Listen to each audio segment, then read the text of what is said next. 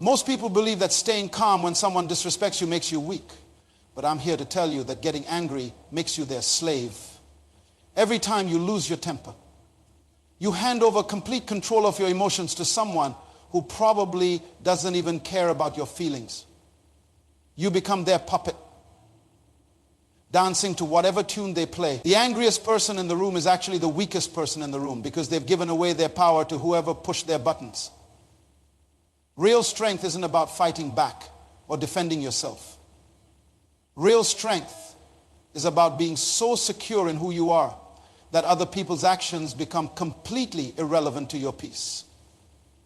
The moment you master this principle, you become untouchable.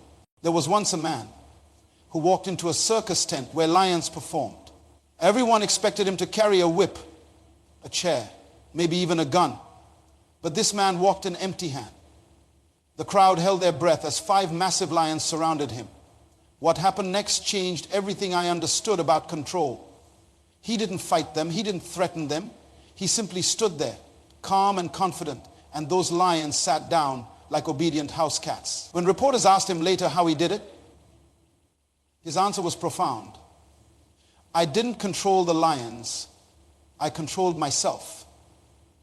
And when you truly control yourself, everything around you responds to that energy. This is the first truth you must understand if you want to never get angry or bothered by anyone again. You cannot control what people say to you. You cannot control what they do to you.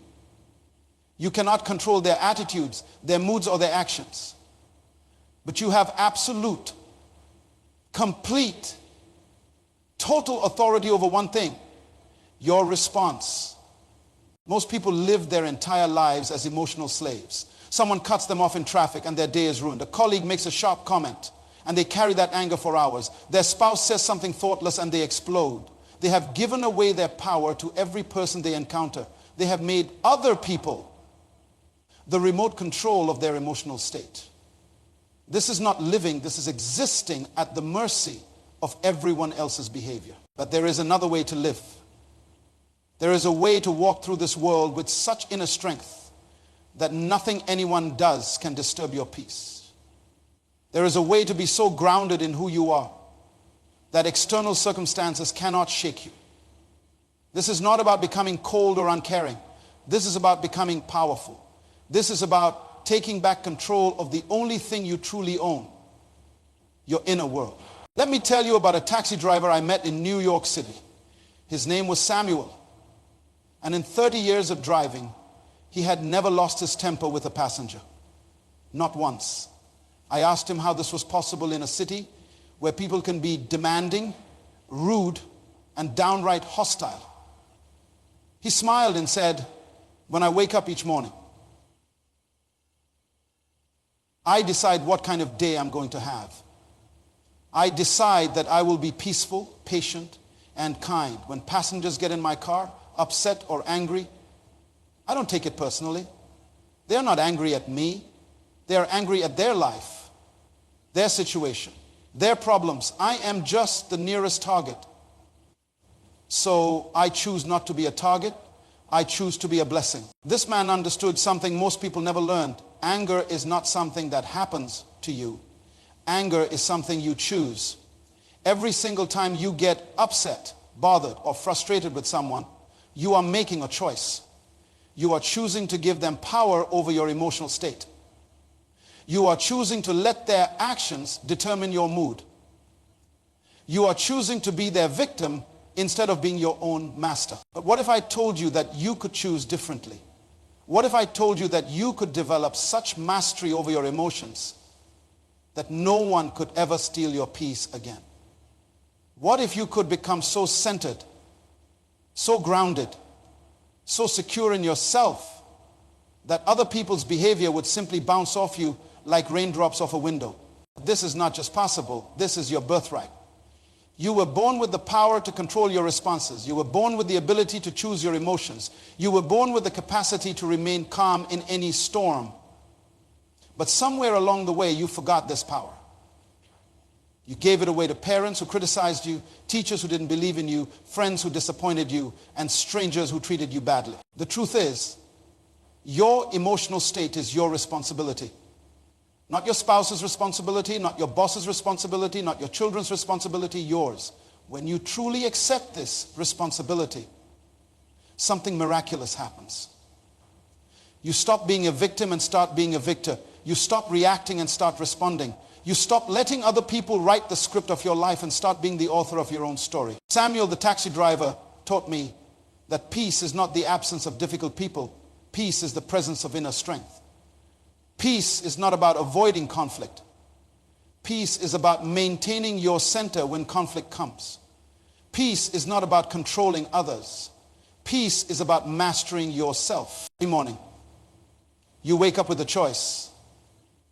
You can give your power away to everyone you meet, or you can keep your power and use it to create the life you want. You can be bothered by every person who doesn't meet your expectations, or you can be so secure in yourself that their actions become irrelevant to your happiness. The lions in that circus didn't submit to the trainer because he was stronger than them. They submitted because he was calmer than them. He had mastered himself. And that mastery created an energy that even wild animals could feel and respect. When you master yourself, when you take complete responsibility for your emotional state, when you refuse to let anyone else determine how you feel, you become that powerful. You become unshakable. You become free. This is where your transformation begins, with the recognition that your response is your choice. And your choice is your power. Now that you understand your power lies in your response, you must understand something even more profound. Every person who bothers you, every individual who gets under your skin, every human being who triggers your anger is actually doing you a favor. They are showing you something about yourself that you need to see. They are mirrors reflecting back to you the unresolved issues that live inside your heart. There was a successful businessman named Robert who built a fortune in real estate. He had everything: money, power, respect. But there was one person who could make him lose his mind completely: his gardener, Miguel. Every time Miguel would trim the hedges slightly uneven or plant flowers in the wrong pattern, Robert would explode with rage. His wife couldn't understand it. His friends were baffled. This man, who negotiated million-dollar deals with perfect composure, would scream at a simple gardener over crooked flower beds. One day, after another outburst, Robert sat in his office, wondering why this one man could destroy his peace so easily. That's when the truth hit him like lightning. It wasn't about the gardener at all. Robert's father had been a perfectionist who criticized everything young Robert did. Nothing was ever good enough. The uneven hedges weren't making him angry, they were triggering his deepest wound, his fear that he himself wasn't good enough. Miguel wasn't the problem. Miguel was the messenger, showing Robert what still needed healing in his heart. This is the second truth you must grasp. People don't create your emotions, they reveal them. That colleague who annoys you with their constant complaining isn't putting irritation into your life. The irritation was already there, waiting to be triggered. That family member who pushes your buttons with their criticism isn't creating your insecurity. The insecurity was already there, lying dormant until someone poked it. Think about this carefully. Have you ever noticed that the same behavior that drives you crazy in one person doesn't bother you at all in someone else? Your best friend can be late to every appointment and you laugh it off. But when your spouse is 5 minutes late, you're furious. Why? Because your spouse has access to a deeper part of your heart where old wounds and unhealed hurts are stored. The lateness isn't the real issue. The feeling of being unimportant or disrespected is. Here's what most people never realize. When you are completely secure in who you are, when you have done the inner work to heal your wounds and build your confidence, external actions lose their power to disturb you. The person who knows their worth cannot be insulted. The person who is at peace with themselves cannot be easily angered. The person who has dealt with their own issues doesn't get triggered by everyone else's behavior. I knew a woman named Grace who worked in customer service. Every day, she dealt with angry, frustrated, demanding customers. But she never took it personally. She understood that when people were screaming at her, they weren't really screaming at her. They were screaming at their own frustration, their own powerlessness, their own pain. She became a healing presence instead of a defensive wall. She turned every difficult interaction into an opportunity to bring peace into someone's chaos. The people who disturb you most are your greatest teachers. They are showing you exactly where your inner work needs to be done.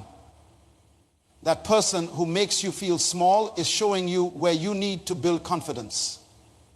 That individual who makes you feel worthless is pointing to where you need to establish your value. That human being who makes you feel powerless is highlighting where you need to reclaim your strength. Instead of getting angry at these people, you should thank them. They are giving you a roadmap to your own healing. They are showing you the exact areas where you need to grow.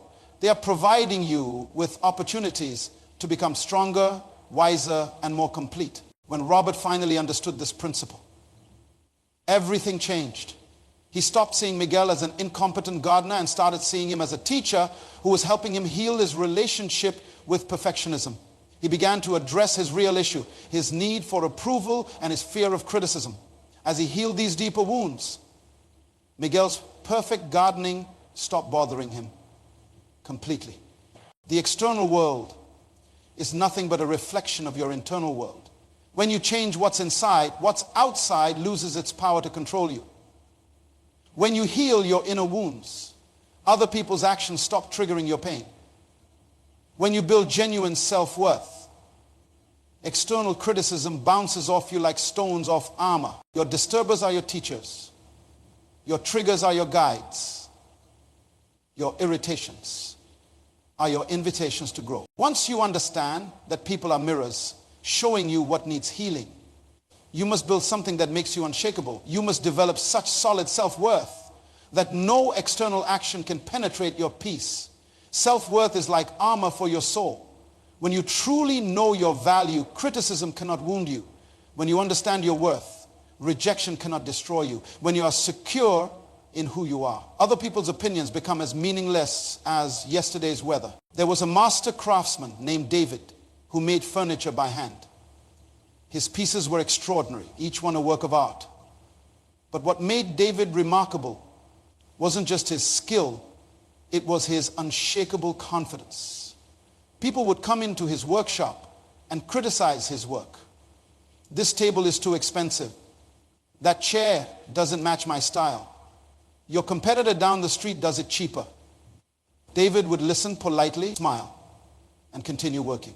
He never got defensive. He never got angry. He never tried to argue or convince them. One day, a customer became particularly harsh, telling David his work was overpriced junk and that he was nothing but a fraud. David's apprentice expected him to explode or at least defend himself. Instead, David calmly looked up from his work and said, "Sir, I've been crafting furniture for 30 years. I know the quality of my work. I know the hours I put into each piece. I know the skill required to create what I create. Your opinion doesn't change any of that. If my work isn't for you, that's perfectly fine. There's someone out there who will treasure what I make, exactly as it is." The customer left angry, but David remained peaceful. His apprentice asked him how he could stay so calm in the face of such harsh criticism.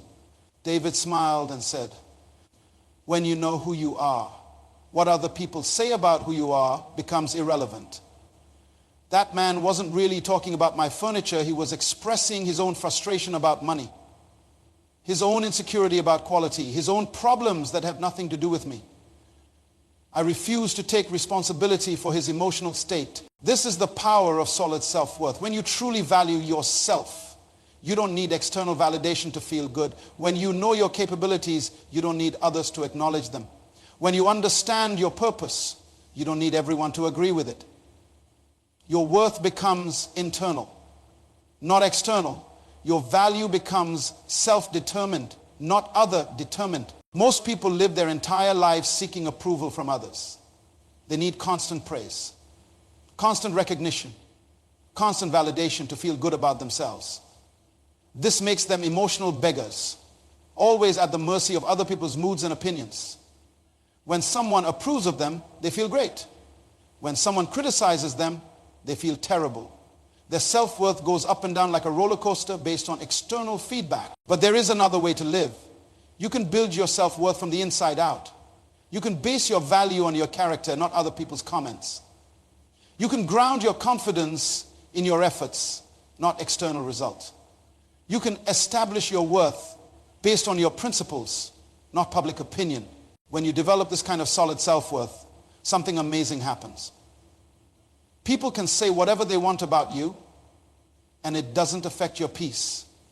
They can criticize your work, your appearance, your choices, your lifestyle, and you remain centered.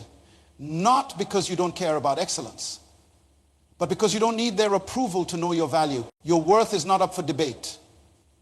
Your value is not determined by popular vote. Your significance is not measured by other people's recognition. You are valuable because you exist. You have worth because you are alive. You matter because you are here.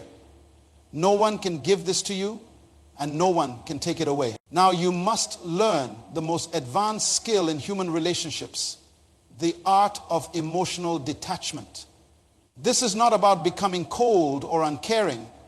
This is not about shutting down your heart or avoiding human connection. This is about learning to observe without absorbing.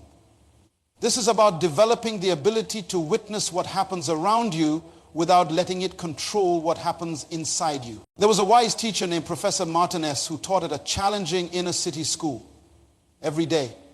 She faced disrespectful students, frustrated parents, and overwhelming bureaucracy. But for 25 years, she maintained perfect emotional balance. Her colleagues would come to her stressed and burned out, wondering how she stayed so calm in such a chaotic environment. One particularly difficult day, a student cursed at her in front of the entire class. Another teacher watched. Expecting Professor Martinez to lose her composure, instead, she looked at the student with compassion and said, "I can see you're having a really hard day. When you're ready to talk respectfully, I'm here to help you learn." The student was so surprised by her calm response that he actually apologized. Later, the other teacher asked Professor Martinez how she did it. Her answer was profound. "I learned to separate what belongs to me from what belongs to them. That student's anger belongs to him, not to me. His pain is his pain, not mine. His problems are his problems, not mine. I care about him deeply, but I don't carry his emotions. I can help him without absorbing his chaos. I can love him without taking on his turmoil." So this is emotional detachment at its finest. It's the ability to care without caring. It's the power to love without losing yourself.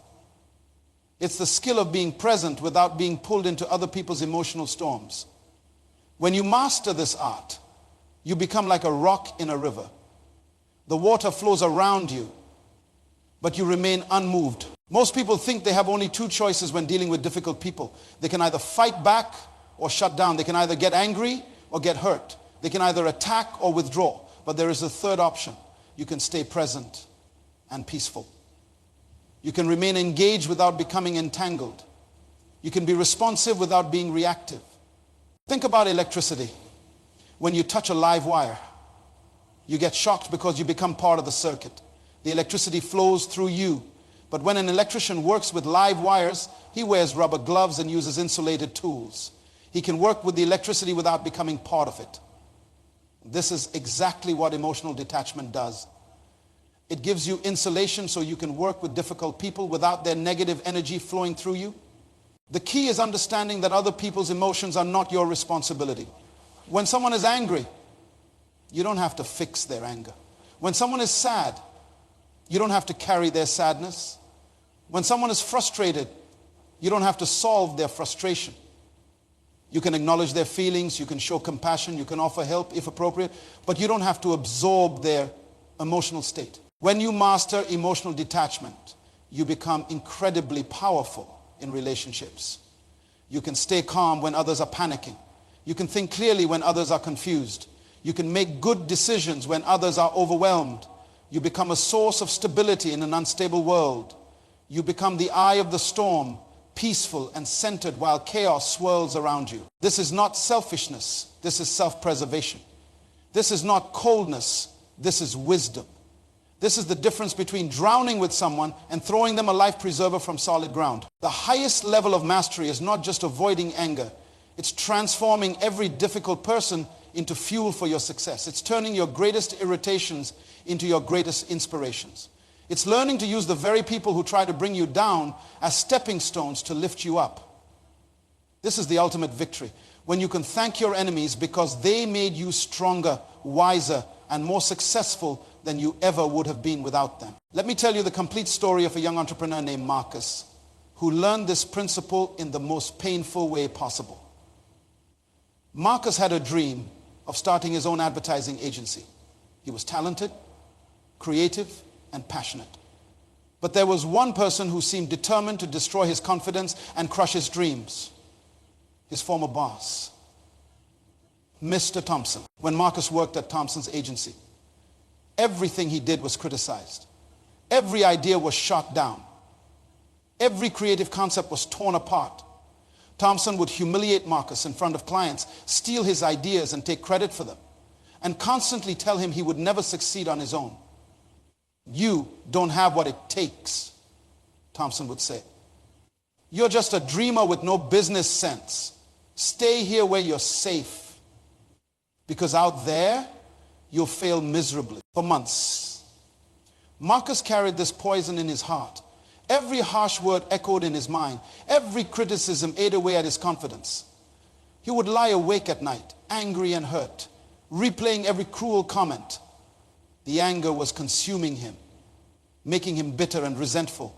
He was giving Thompson power over his emotions 24 hours a day, even when they weren't in the same room. But then something happened that changed Marcus's entire perspective.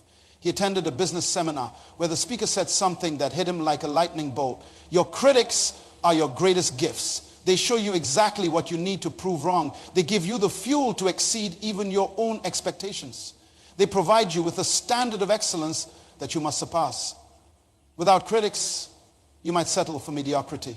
With critics, you're forced to achieve greatness. That night, Marcus made a decision that transformed his life. Instead of being angry at Thompson, he would be grateful to him. Instead of letting Thompson's words defeat him, he would let them drive him. Instead of proving Thompson right by giving up, he would prove Thompson wrong by succeeding beyond his wildest dreams. Marcus wrote down every negative thing Thompson had ever said about him. Then, next to each criticism, he wrote what he would accomplish to prove it wrong. Thompson said he had no business sense. Marcus enrolled in business school at night. Thompson said his ideas were worthless. Marcus started documenting every creative concept and building a portfolio that would blow people away. Thompson said he would never succeed. Marcus set a goal to build an agency bigger than Thompson's within 5 years. Every morning, Marcus would read Thompson's criticisms, and instead of feeling hurt, he would feel motivated. Every obstacle became an opportunity to prove Thompson wrong. Every setback became fuel for his comeback. Every doubt became determination to exceed expectations. Thompson had unknowingly become Marcus's greatest motivator. The transformation was remarkable. Marcus's anger disappeared because it had been replaced by purpose. His hurt feelings vanished because they had been transformed into hungry ambition. His resentment died because it had been reborn as relentless drive. He was no longer Thompson's victim. He had become Thompson's student, learning exactly what not to do and how not to treat people. Within 3 years, Marcus had launched his agency. Within 5 years, he had not only matched Thompson's success, but had surpassed it. His company was growing faster, attracting better clients, and building a reputation for both creative excellence and employee respect. Marcus had become everything Thompson said he could never be. But the most amazing part of this story happened when Marcus received a call from Thompson himself. Thompson's agency was struggling. And he wanted to know if Marcus would consider a partnership. Marcus could have been cruel. He could have rejected Thompson harshly. He could have humiliated him the way Thompson had once humiliated him. Instead, Marcus said something that showed he had truly mastered this principle. Mr. Thompson, I want to thank you. Your criticism made me work harder than I ever would have otherwise. Your doubts made me more determined. Your harsh words made me develop thicker skin and stronger character. Without you pushing me, I might have settled for less than my best. I'm genuinely grateful for what you taught me. Marcus offered Thompson a consulting position, not because he needed him, but because he understood that holding on to resentment would only hurt himself. He had transformed his greatest critic into his greatest teacher, his biggest enemy into his most valuable lesson, his deepest wound into his strongest motivation. This is the ultimate mastery over anger and irritation. When you can look at the people who hurt you and honestly thank them for making you stronger, you have won. When you can transform criticism into creativity, rejection into resilience, and opposition into opportunity, you have achieved something extraordinary. You have learned to turn poison into medicine, weakness into strength, and enemies into allies. Every person who has ever bothered you, criticized you, or tried to bring you down has actually given you a gift. They have shown you what you're capable of overcoming. They have provided you with motivation you didn't know you needed. They have forced you to develop strength you didn't know you had. They have pushed you to levels of success you might never have reached on your own. Your peace is not the absence of difficult people. Your peace is your ability to transform difficult people into stepping stones for your success. Your strength is not avoiding challenges. Your strength is using challenges to become stronger. Your power is not controlling others. Your power is controlling your response to others and turning every response into an opportunity for growth. Stop letting people steal your peace. Start letting them fuel your progress. Stop giving them power over your emotions. Start taking power from your emotions and using it to build the life you want. The same energy you've been wasting on anger can be redirected into achievement. The same passion you've been using for resentment can be channeled into results. Your greatest irritation can become your greatest inspiration. Your biggest critic can become your biggest motivator. Your worst enemy can become your best teacher. This is not just possible, this is your destiny. When you truly understand that every person in your life, even the difficult ones, is there to help you become who you're meant to be. Guard your peace like your life depends on it, because it does. Your peace is your power, and your power is unlimited when you know how to use it.